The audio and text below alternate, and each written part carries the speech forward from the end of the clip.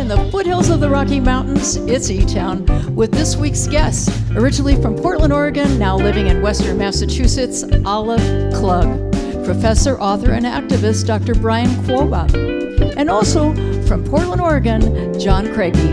I'm Helen Forster. Join me in welcoming our host, if you would, Nick Forster.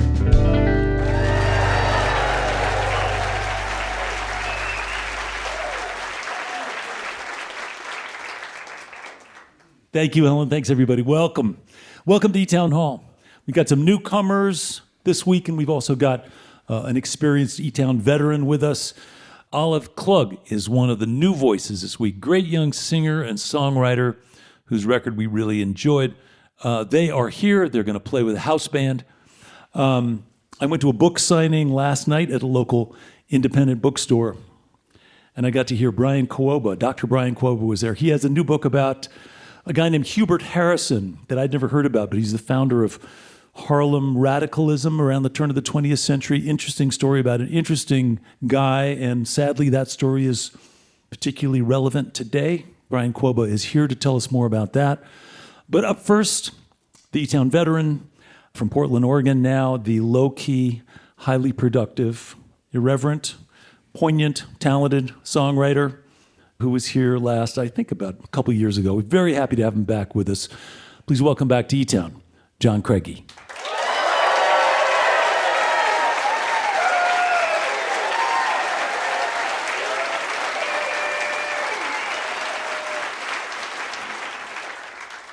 This is a song I wrote. It's on the new record, and a friend of mine was talking to me. She had gotten pregnant, and she lives in Louisiana where she couldn't get the help she needed, and she had to leave the state. And on her way out, she kept seeing all these billboards that made her feel like she was a bad person, and at the same time seeing a lot of billboards for guns. And after talking to her, I wrote this song. It's called Call Me a Bullet.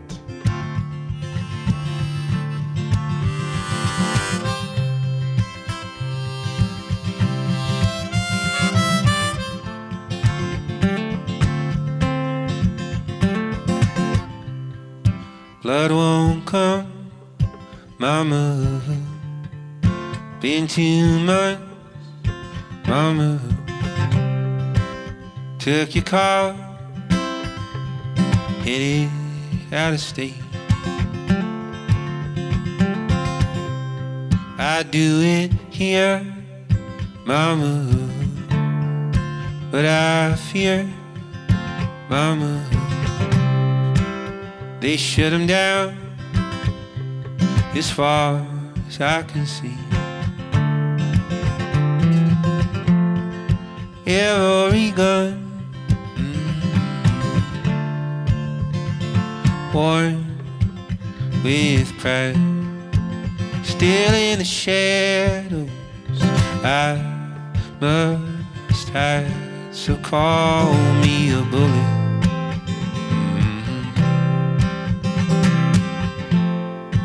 Shoot me off into the night. I never wanted your heaven. Call me a bullet.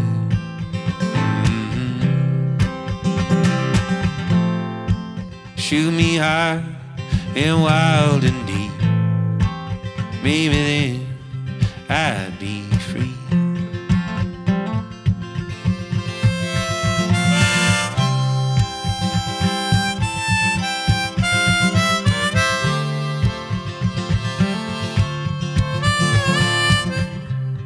I could have died, Father. They wouldn't have cared, Father. This ain't about life, and it never would. Old white men, Father, with their black pens, Father,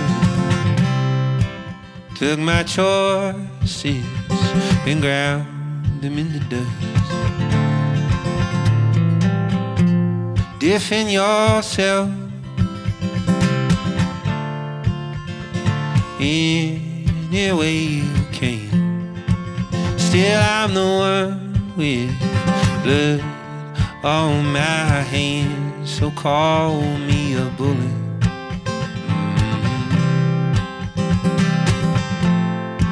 Shoot me off into the dark.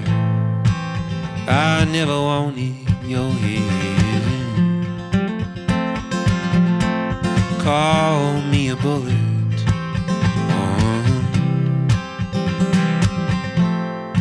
Shoot me high and wild and free. Maybe then you protect me. Call me a bullet. Call me a bullet.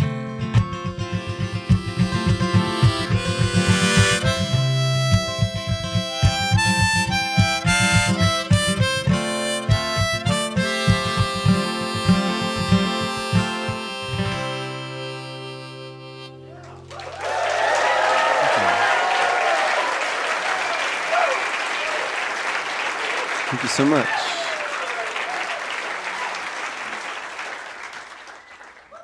Last year, I toured around. I wanted to be really honest with my audience, so I told my audience that I was shy, and the reactions were not good from the audience. I don't know why, but I've decided this year, New Year's resolution, to lie to my audience. So I just want you to know that I'm very confident, and if you meet me in real life, it's going to be very smooth. It's a good job, though, if you're shy, because they have this thing called the green room, and you can hide there the whole time, and you don't have to talk to anybody. And then when you're on stage, you don't have to talk to anybody directly, so that's very convenient. But still, in my off time, I got to talk to people. I'm trying to get better at it. I live in Portland, Oregon. I went to a potluck this summer in Portland, and I was hanging out by the snack table, and my shy people know that's a safe space if you're shy. Why? Because people don't really linger that long at the snack table. They either get their snacks and go, or if they do linger, there's stuff to talk about. A lot of small talk, right? All the snacks. But anyway, I'm at the snack table. This guy starts talking to me. I don't know him. He doesn't know me. It's just two dudes who don't know each other, having small talk, nothing more awkward and innocent in this world. He says, "Who have you been listening to lately?" I tell him about Olive, I tell him about some other friends of mine, and to be nice, I say, "Who have you been listening to lately?" And he says, "I've been listening to this guy named John Craigie." And I was too shy to let him know what was going on.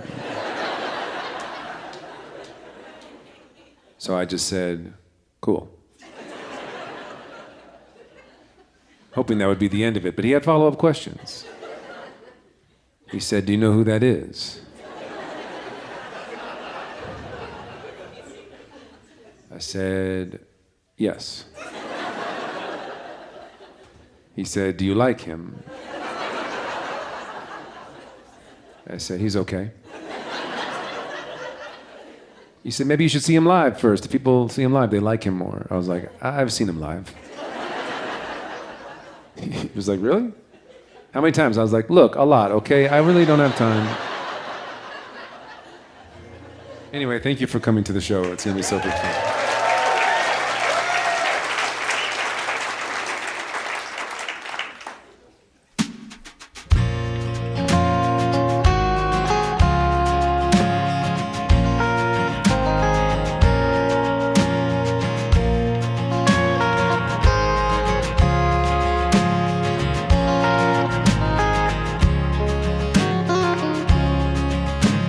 She might have mentioned another man. Honestly, I don't remember. But who brings a pistol to a one-night stand? Honestly, I didn't blame her. I saw it in her purse when she laid it on the floor. Saw it in her eyes when she double-locked the door. I wasn't scared, just a little on guard, 'cause I barely knew Edna Strange.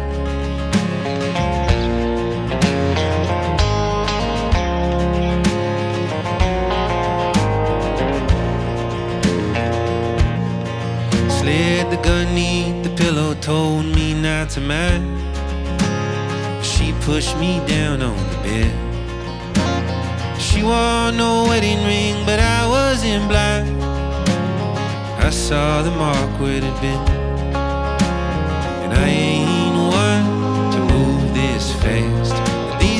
there's too many questions to ask, and it's been so long since I'd had the chance, so I surrendered to it and strange. Oh.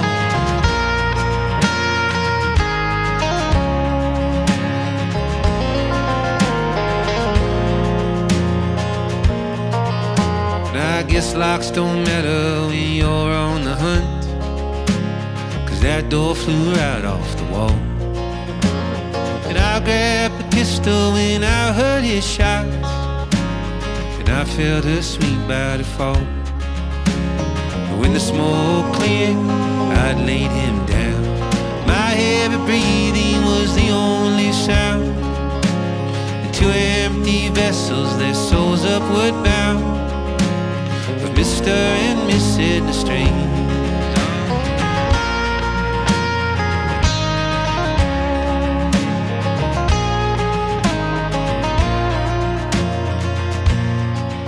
Sometimes you're the sinner, sometimes you're a pawn, sometimes you're right in the center. And if she gets credit for killing that man, I guess it's all for the better. But nobody came for me, nobody knew. With husbands and wives, I guess you don't look for clues. And if anyone asks me, I'll tell them the truth, that I barely knew in the strange.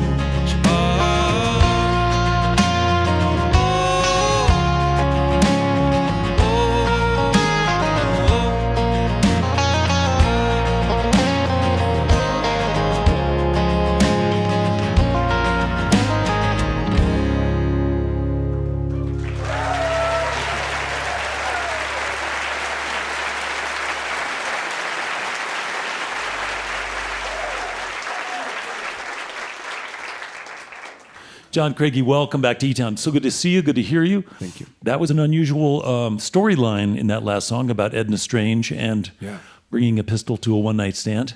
Yeah. Yeah, sort of a Raymond Chandler kind of a storyline there.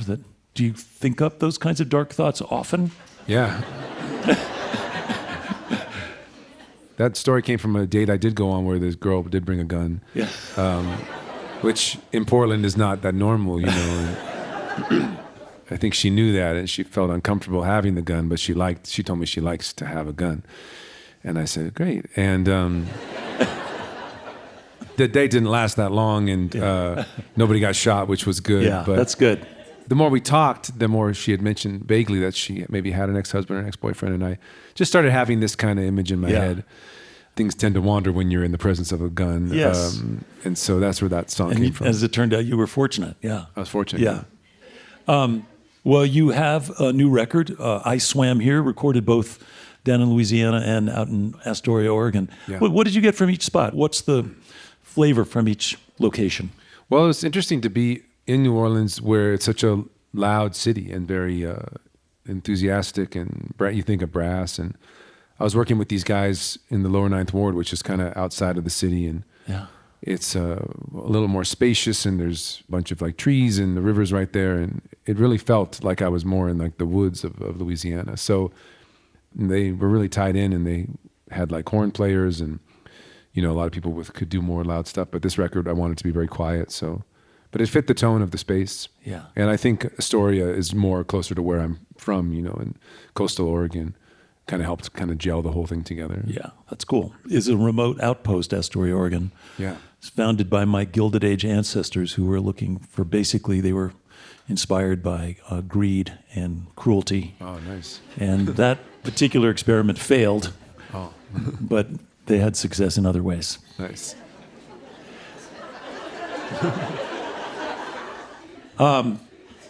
Well, listen, it was just, anytime you make a new record, it's really cool. I get to sort of, each song is like a little postcard from this moment where you are. And one song you wrote about having that American meanness.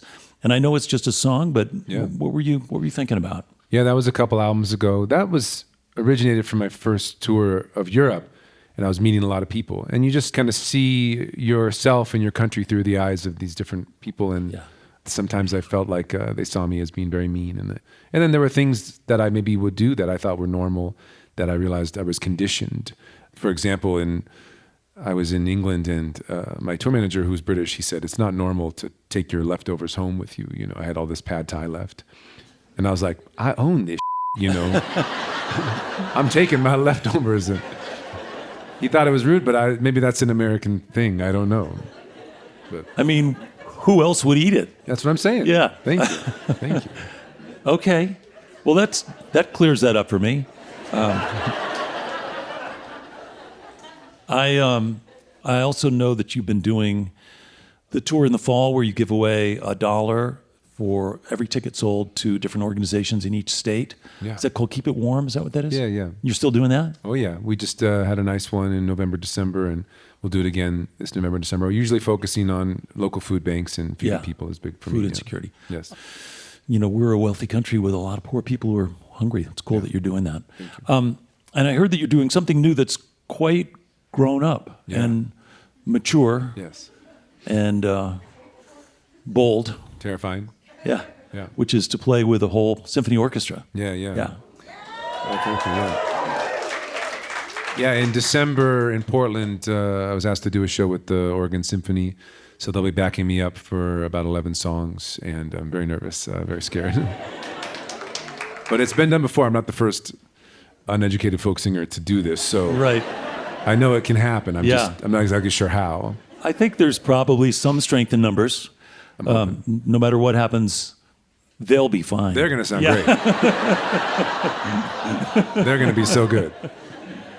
Well, listen, I'm always happy to have you back, and glad that we could get together and hear some songs, and let's get back to music. Yeah, thank you so much. Yeah, welcome back, if you would, John Craigie.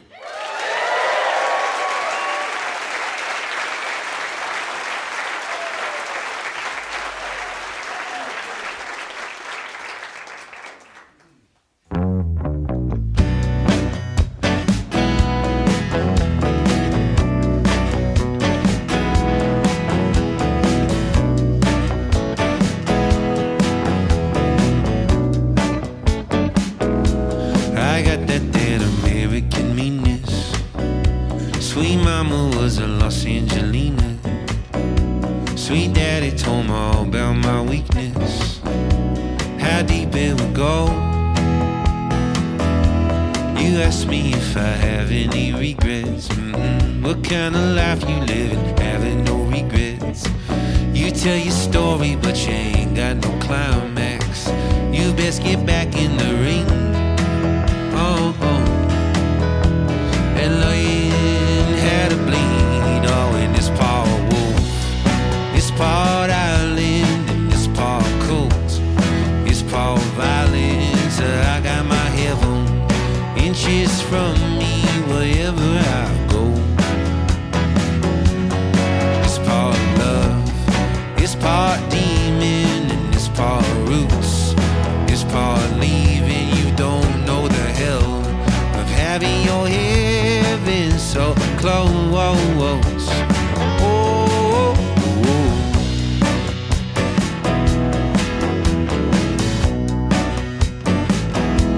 I got that dead American meanness. Sweet mama was a Los Angelina. Sweet daddy told me all about my weakness, how deep it will go. This is the year that we'll be kicking his ass out. Maybe you've been sleeping, maybe you've been passed out. I'm here to shake your head to wake your ass up now. You didn't suffer so long, yeah, just to keep on suffering on. Yeah, this part wolf, this part island, and this part cult, this part violence. You give me a hand, I do my best not to let it go. This part love, this part demon, and this part roots, this part leaving. You don't know the hell of having your heaven so close.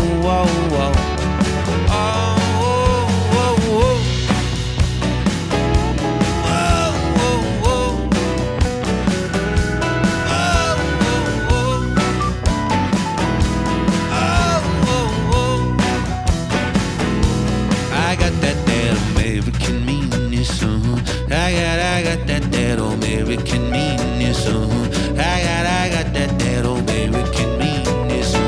I got that old American meanness. Whoa, whoa, whoa. Whoa, whoa, whoa. Whoa, whoa, whoa.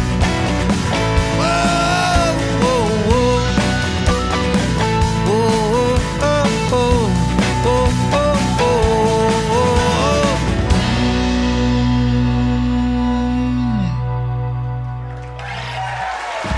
Thank you. It's John Craigie, Portland, Oregon. Along with some help from Kevin Matthews on the drums, Zach Jackson on the bass, Justin Baser on guitar. He'll be back to play a lot more music later on in the show. Your visit to eTown is made possible in part by the Scientific and Cultural Facilities District, or SCFD, one of the largest cultural funding mechanisms in the United States, supporting nearly 300 organizations in the greater Denver, Colorado area. Did you know that there are over 3,000 videos on the eTown YouTube channel for your viewing pleasure? You can also subscribe to that channel if you'd like to visit both our past and latest video offerings. You're listening to eTown.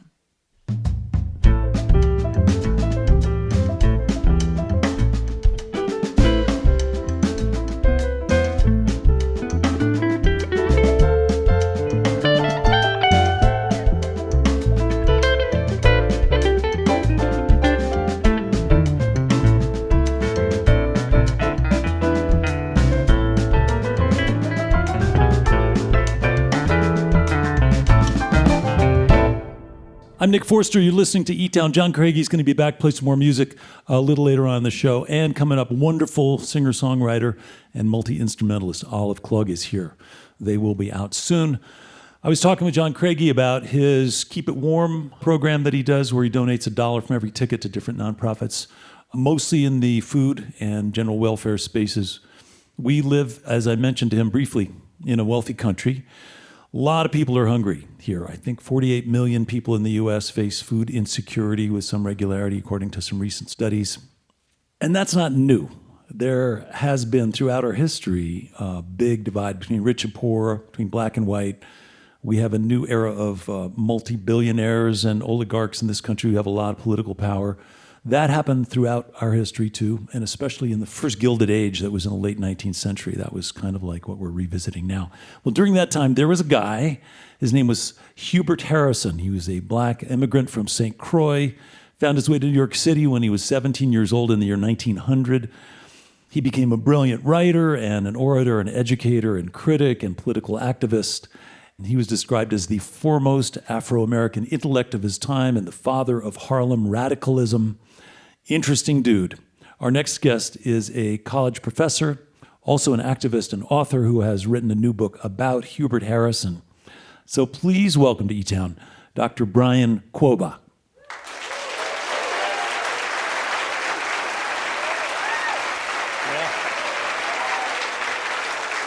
That's the guy. Brian, welcome. Brian Kwoba. Thank you. It's a pleasure to be here. You have had a very interesting journey so far, starting at least with a bunch of it here in Boulder, Colorado. Absolutely. Yeah, I grew up in Boulder, and I never would have imagined that I would become a professor of history. I want to talk about your history a little bit, because I know that when you were 20, you went to Cuba. That was an eye-opening experience. Can you just tell us a little bit about what that trip was like? Yeah, I mean, it was, I originally went to study music because I wanted to learn about Latin jazz and, Cuban music. And then I got to Cuba, and the experience of being in Cuba just raised all these political questions that my 20-year-old self was not able to answer. And so when I got back from Cuba, I had that spark of curiosity, like, why is it that the U.S. and Cuban governments are so hostile? Why is the U.S. embargoing and blockading Cuba over a decade after the Cold War? Like, that didn't make sense to me. It sounded like that trip kind of opened your mind to the fundamentals of inequality and racism and political, not malfeasance, but just misunderstanding. And so that kind of drove you for your next chapter. When did you first come across Hubert Harrison? Because he's not a guy that most people know about. I got this book from Jeff Perry, who was the first person to write any sort of book-length treatment of Harrison. And I read the book and I was like, wow, this guy's so fascinating. I've never heard of him. Nobody I know has ever heard of him. So I needed to learn more for myself. And then I decided, I need to share this story with others because it's so fascinating. Yeah, you guys have a certain kinship too. I mean, you both fought for sort of a more energized and youth-oriented look at class struggles and racism. And yeah, I mean, I have a lot of experiences that are similar to things that Harrison went through. Harrison was also fired from his job for his politics. And yeah, Harrison he has all these qualities that I could relate to and experiences that I could relate to. And so I realized, maybe I am a good person to tell this story of Hubert Harrison.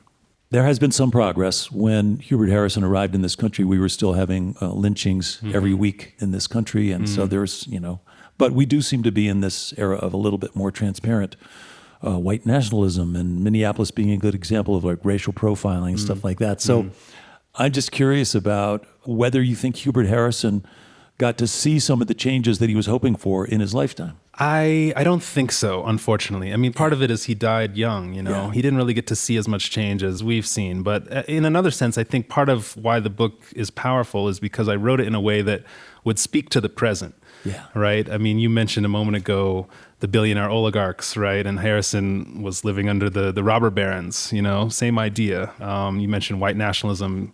That's very much a sort of the aftermath of the Jim Crow era and racial eugenics segregation. were going on when he was around too. Yes, yeah, there was all this kind of pseudoscience about racial superiority and things of that nature. Not to mention, the sort of imperialism, colonialism was reigning supreme in Africa and in Asia and the Caribbean. And so we see colonialism and imperialism today in different guises and forms. And so there's so many parallels. I felt like he was struggling against forces that are still with us. And so we can learn from those struggles.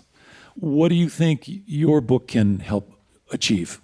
I think it can offer people a sense of hope, a sense of possibility. I try to tell stories that affirm and empower the labor movement and the movement for civil rights and Black power, the women's movement, all these different things that were often not taught in our high school history sort of curriculum. But once I became an activist, that's really when I came to realize why history matters, because it explains how we got the world that we have, right? And if you want to change anything, our world included, it's useful to understand how it got to be the way it is. And history is so important for that. Yeah. Well, it's a cool story to sort of share and celebrate this unsung hero, because he really did have an impact and he was unrelenting. He pushed hard and he did that all his life.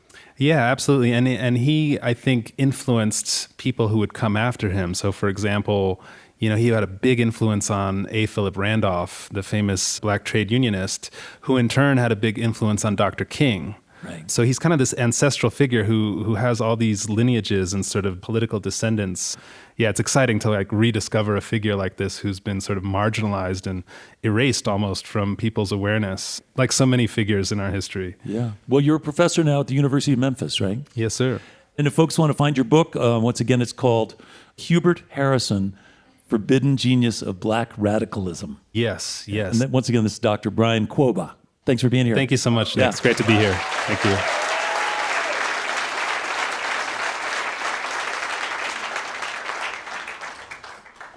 You are listening to eTown. John Craigie is going to be back to play some more music later on. What's coming up next?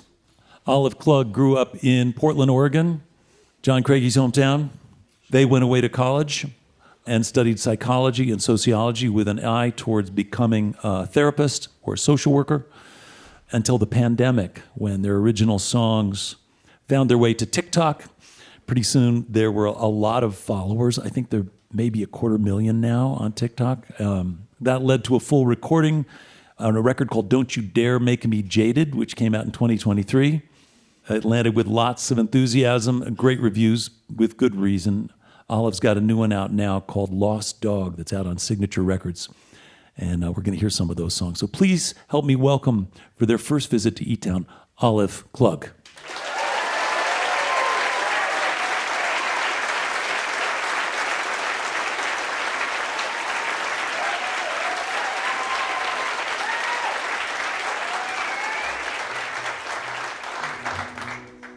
This is a song I wrote quite a few years ago, just about my tendency to let the wind take me wherever it wants to take me, and then feeling very beat up and confused by the wind.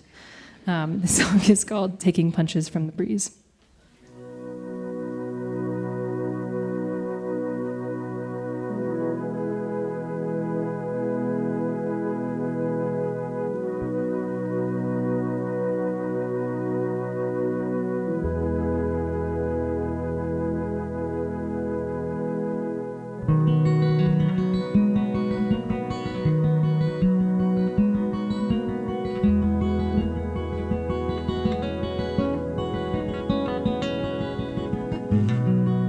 Restless conversation, I don't wanna talk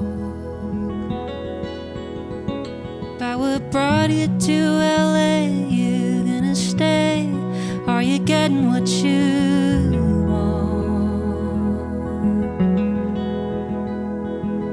See, I got a back catalog of questions to assess the likes of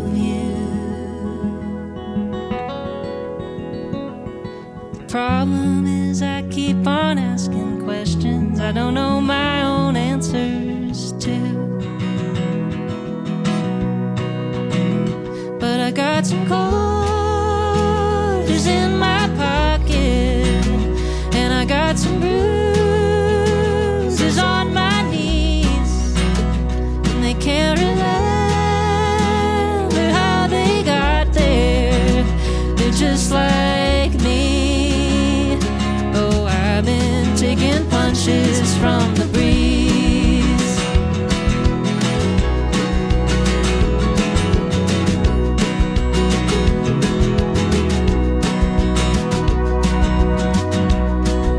I live in a daydream, a future escape place.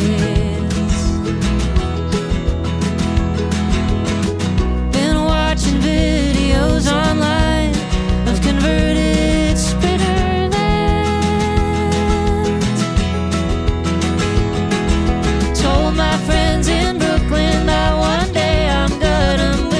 to New York. Well, if the world is my oyster, I've been poking at it with a plastic fork. But I got some quarters in my pocket, and I got some bruises on my knees, and they can't remember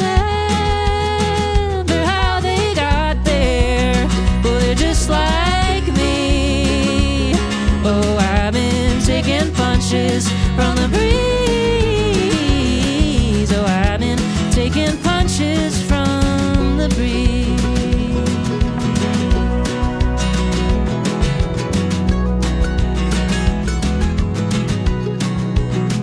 But I got some quarters in my pocket, got some bruises on my knees, and they can't remember how they got there.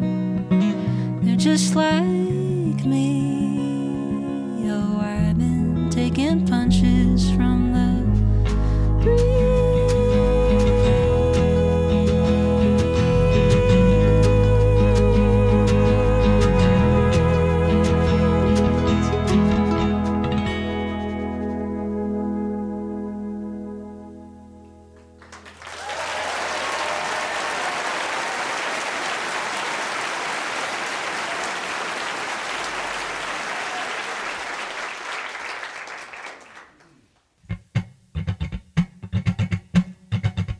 Well, there's a train in the sky in the middle of my mind, and it's flying off a one-way track, and they try to button up my suit and tie in an attempt to hold it back. But there's this strange old conductor wearing pearls and a backwards baseball cap. Well, there's a shoe on the floor cracking open the door to the band book of my heart, and I'm just squeaking through the darkness, waiting for the end to start. And there's this strange librarian smashing all the windows of her car. Sometimes the river don't flow, sometimes the eye of the storm has a glow like a North Star or a small town bar or a cheese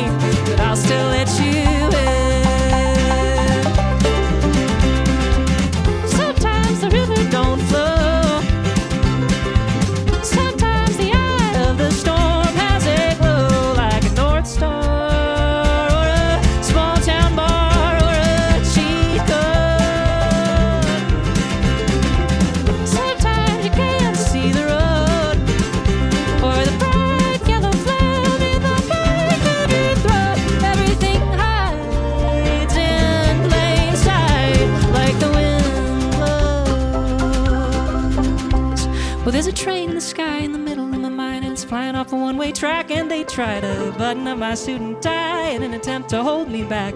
But I'm this strange old conductor wearing pearls and a backwards baseball cap.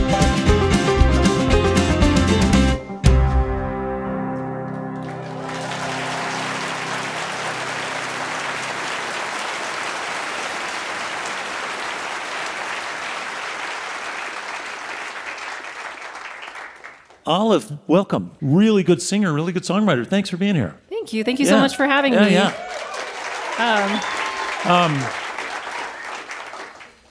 When did you know that you were going to kind of change directions? Because you went to school to be either a social worker or a therapist, studying sociology and psychology. And Honestly, I got fired from a job. There you go. Yeah, and then, but as I got fired from that job, my TikTok was taking off, and I feel like I've finally reached the point where I'm taken seriously as a musician enough to like admit that I was on TikTok. But there was like 2024, I really tried to distance myself from it. I was like, I'm not a TikTok artist. I'm a folk artist. Yeah. I'm a real musician. Yeah, I'm a real boy, exactly. as Pinocchio used to say. Well, that too. But anyway. But yeah, so I will admit that TikTok was a big part of me feeling like I could really pursue this. So, I mean, I hear, obviously, singers that are sort of referential for me, like Joni Mitchell, and when I listen to you sing. Who are you inspired by? well, yeah, Joni Mitchell is like an obvious one for sure. That's been like my day one. Pretty good true north if you're going to have one. Definitely, yes. But yeah, I think right now I'm really inspired by Adrienne Lenker. She's really an amazing songwriter. Yeah. I just opened for Willie Carlisle, and he's been a huge inspiration for me.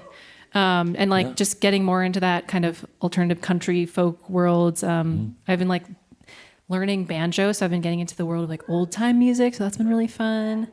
Took you long enough. I know, it took me a long time. Jeez. Yeah. Also, like I've been inspired by like folk punk a little bit too, and one of my favorite artists is Kimya Dawson. Yeah. Yeah. So like just kind of a Moldy big Peaches, right? Moldy Peaches. Yeah.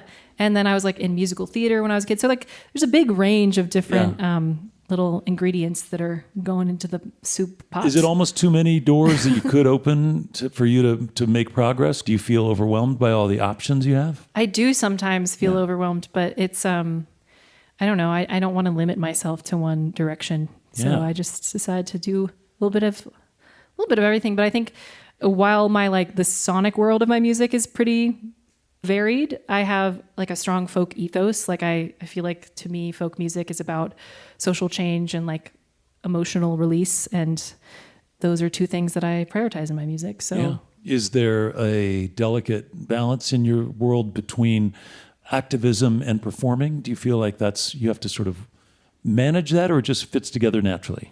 While I do go to protests and participate in organizing, it's like I do feel like I have this platform that I've been given, this voice that I've been given, and I want to use that voice. Well, listen, I mean, if you can be passionate, but unless you stand out or stand up, it's not going to make much of a difference. And I know that you're going to do that in your songs and in your performance. And I think anytime you're going to have a fight for fairness or for kindness or for understanding or for generosity, seems like a pretty good fight to be in. Definitely, yeah. Yeah. Well, thanks for being here. Let's get back to some more music. Welcome back, Olive Klug.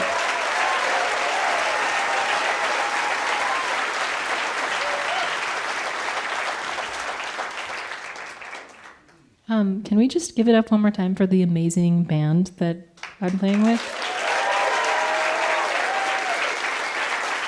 I was really not sure about this whole thing. My manager was like, "Do you want to play with the house band?" And I'm like, "Oh my gosh, I don't know. Like, I don't know what I'm getting myself into, but I guess I'll try." And they are just some of the most talented musicians ever. We spent like 20 minutes before the show practicing these, and they're like the best band I've ever played with. It's crazy.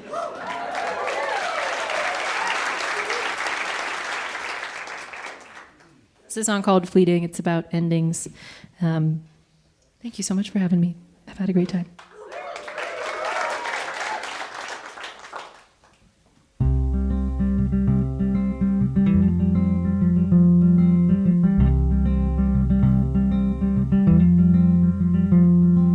Never sleeping, sunlight's creeping up on us. It's our job to feel. We get to choose what's real or not. The way that you talk shit, it's kinda comforting. Let you drag my name through the mud. We could practice kiss, then we'll exchange a list of all the pretty girls we know back home. But I don't really wanna go back home.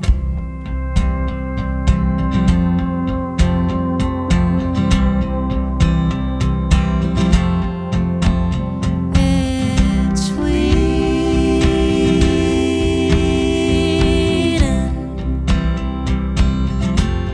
I'm better when I'm leaving.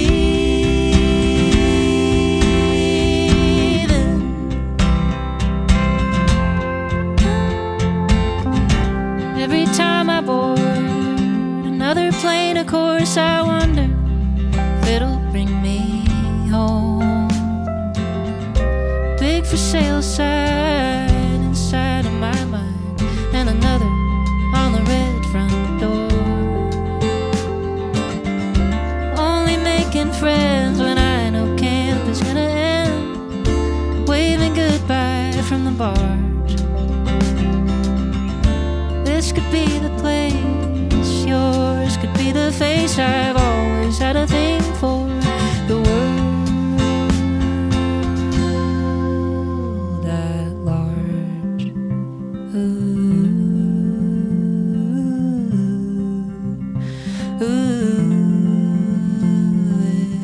it's fleeting.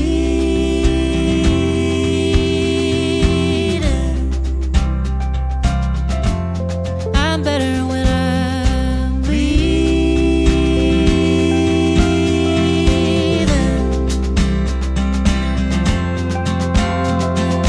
My songs will sound better when I'm gone. I saw you try to sing along.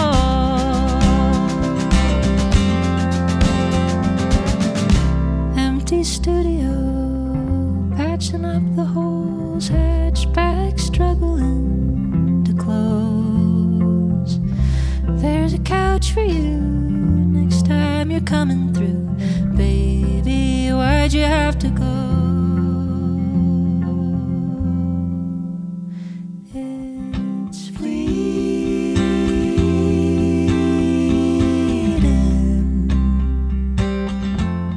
I'm better when I'm leaving.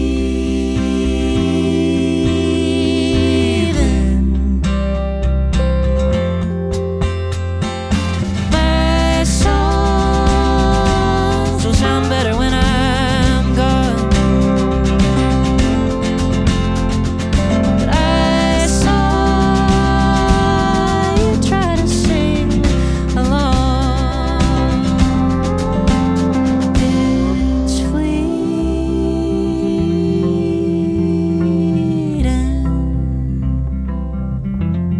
I'm better when I'm leaving.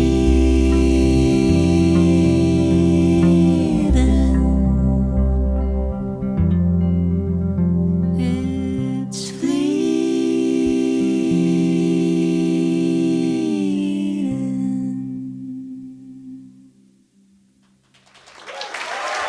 Thank you.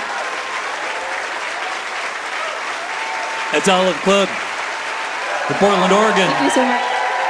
The newest record is called Lost Dog, out on Signature Sound Records.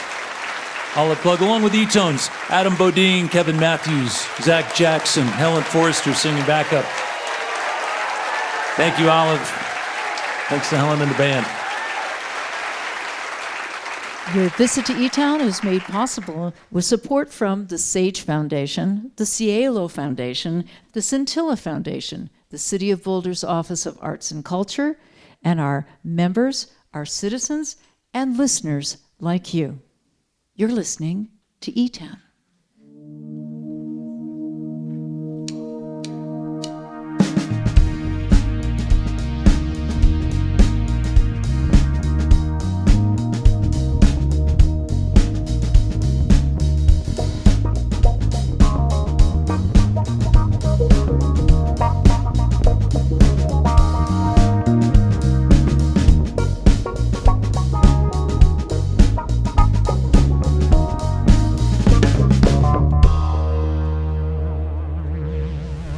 I'm Nick Forster. I want to say hello to our listeners who are hearing eTown on stations like KSMF in Ashland, Oregon. Thanks for tuning in.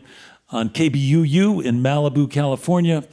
And on WVPE in Elkhart, Indiana. Thanks for listening.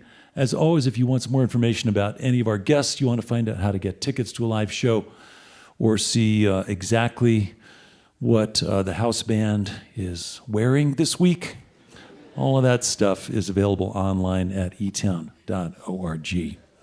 We also have podcasts and all the social media stuff that Olive was talking about that some people enjoy. That is all available out there in the world.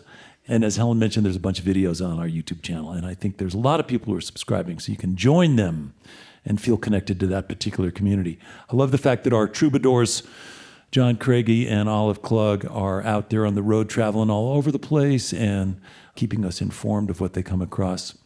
And as I mentioned, I'd never heard of Hubert Harrison before, so thanks to Brian Kwoba for turning us on to him at a useful and critical time.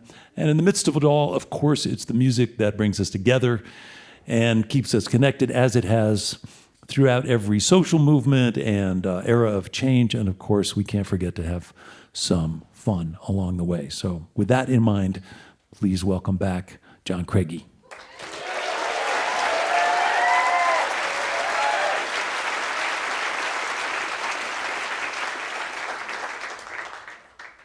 We just got one more for you. Thank you so much for being here. Thanks to Olive and everyone here at eTown.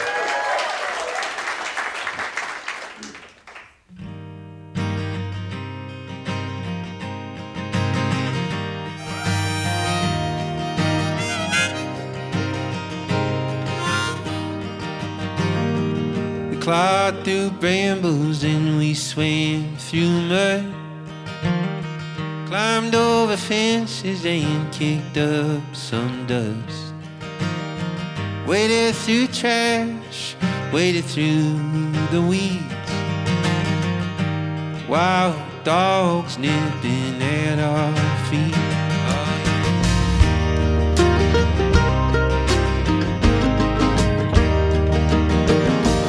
Slept in ditches and we slept in the fall.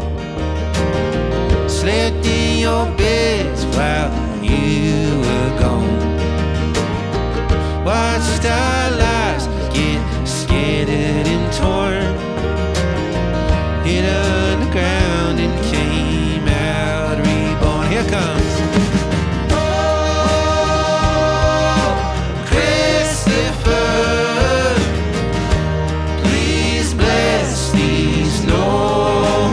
like that.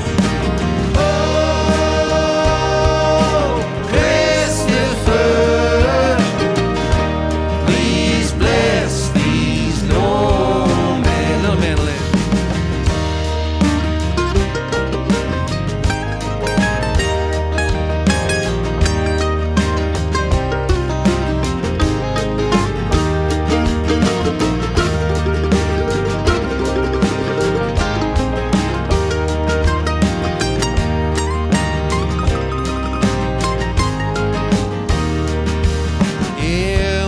Some blood, we bless some oil too. Bled on the liars so everyone knew. Fake musicians failing, we just let them singing if your lyrics were true. You probably wouldn't forget them. Here comes.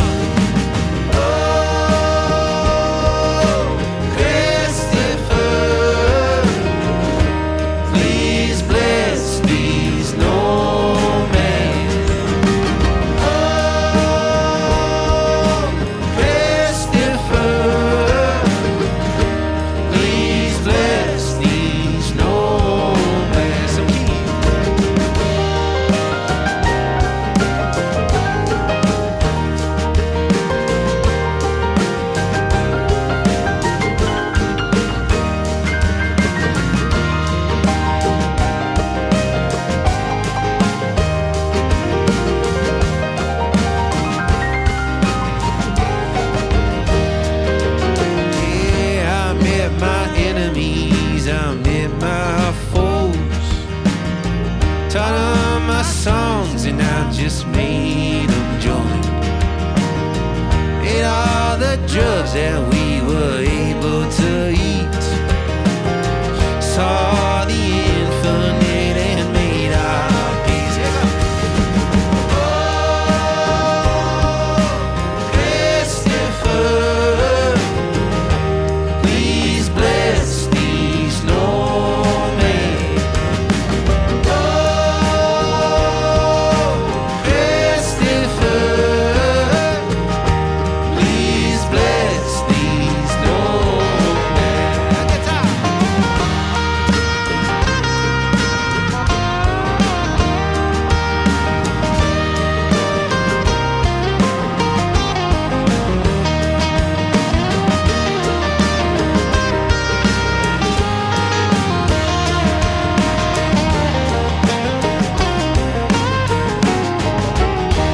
One more time for this band behind me, everybody.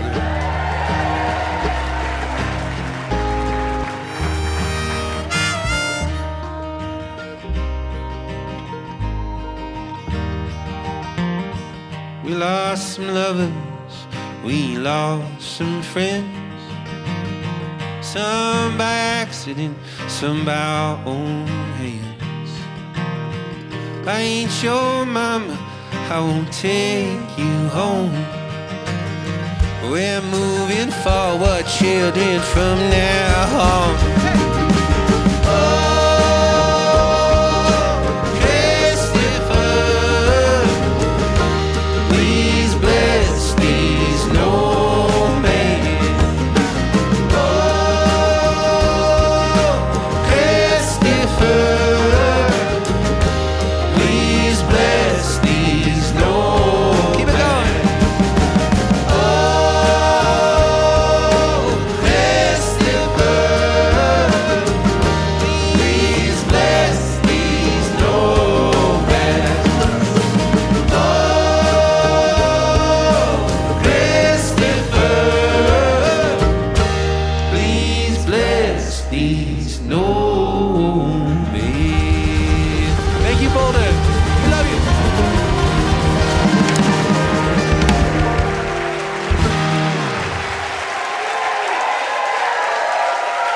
John Craigie.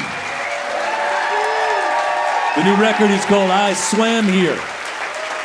Along with Kevin Matthews on the drums, Zach Jackson on the bass, Justin Mazer on the guitar, Adam Bodine on the keys, Helen Forster singing backup, John Craigie. We are going to do one more song and get everybody out here on stage to do this last number. I want to thank all our guests. Of course, thanks to John Craigie coming from Portland, Oregon. Thanks to the eTones and to Helen Forster. Thanks to Dr. Brian Kwoba coming and talking about his book about Hubert Harrison. Thanks to Olive Klug coming from Western Mass. We're going to play one more song together. Thank you, Tom Petty. Thanks for staying involved and informed. As Olive Klug said, we're coming back around. I'm Nick Forster. I hope you can be with us next week right here in eTown.